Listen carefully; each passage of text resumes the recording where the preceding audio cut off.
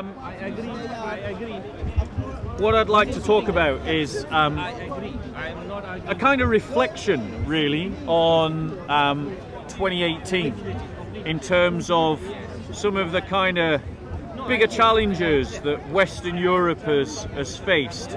Well, just Europe in general, or even the world, and how those challenges have been completely dropped by liberal society, by liberalism and its failures.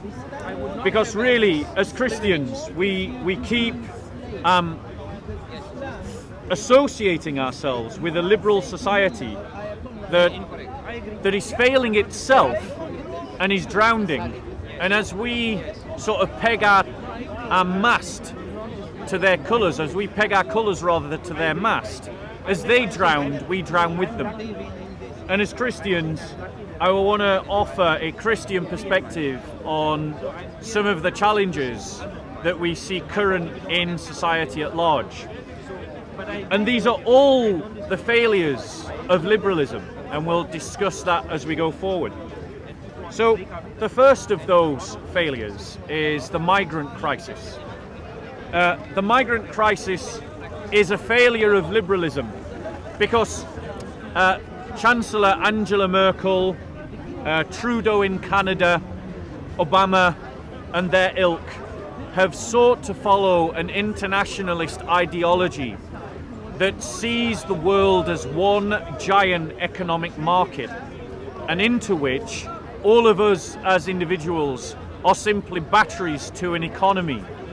And that has resulted in that as the Western civilization has given up on the idea of family, given up on the idea of children, given up on its more traditional Christian, Judeo-Christian moral framework, we've stopped having the population necessary for economy.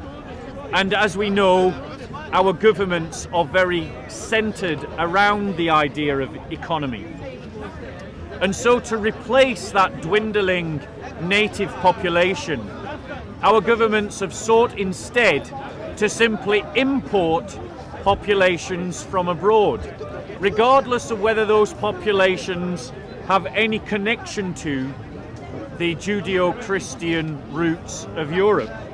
So Angela Merkel sends out this global invitation, initially to, in theory, to the refugees of Syria.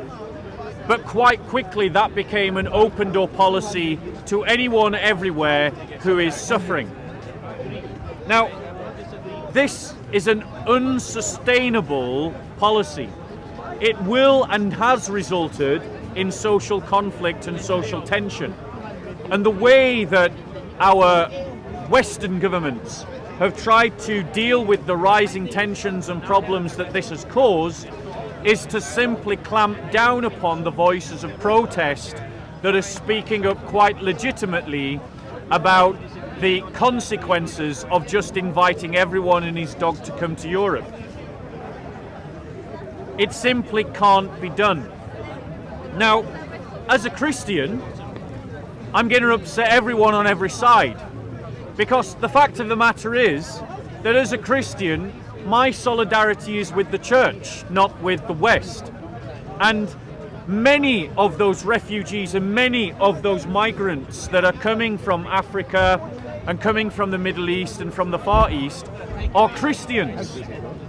And so I would not turn my back on them, nor would I shut the door in their face. However, I also look at the example of Christ, the refugee who fled from Palestine to Egypt and was absorbed into Egyptian pagan society at a time when he was fleeing Herod.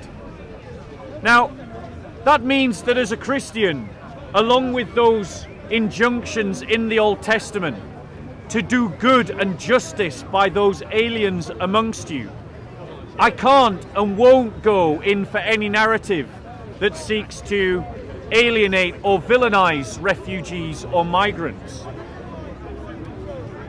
those who come here legitimately, those who come here legally, those who come here to build a home and to contribute to society should be welcomed and should be afforded every justice and every opportunity that we in the West also enjoy.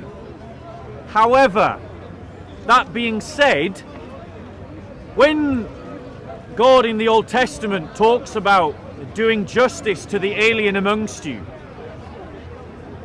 He doesn't in the next breath say abandon temple worship, give up Judaism, stop following the Ten Commandments, or to give up your identity. And this is where I and the Liberals part company. Because the Liberals say that the cost of absorbing the alien amongst us is that we need to make room for them in our culture by denying our culture, by denying our history, by denying our own identity. And so we have heretical, certainly almost apostate bishops in Sweden saying that we're going to remove crosses from our churches so that they don't offend Muslim migrants. Cowards. These are cowards. They are misguided Christians who are allowing liberal politics to guide their theology rather than allowing their theology to guide their politics. We should have an immigration policy in Europe that is based upon compassion. That compassion, its first duty are to those Christians like ourselves, those who could fit into our Judeo-Christian heritage most easily. Not simply an open door, but a door that is guarded and is selective about who you let into your house. Liberal multiculturalism has failed in the UK. And if you're watching this in any land apart from the UK, I would advise you strongly to urge your political class not to follow the failed experiment of the UK. It doesn't work here, it will not work where you live either.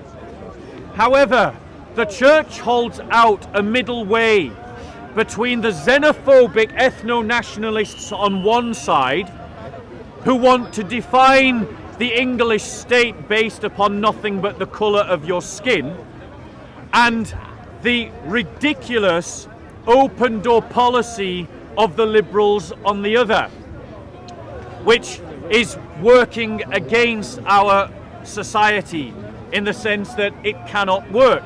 And it cannot work because, as we've seen, Angela Merkel, after inviting the whole world to Germany, realised that this policy can't work in Germany and is now demanding that the rest of the EU absorb the excess that Germany cannot absorb.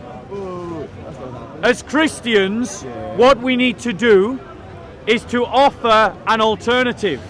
To offer an alternative that is based upon absorbing those populations that would fit into the Judeo-Christian heritage of the land.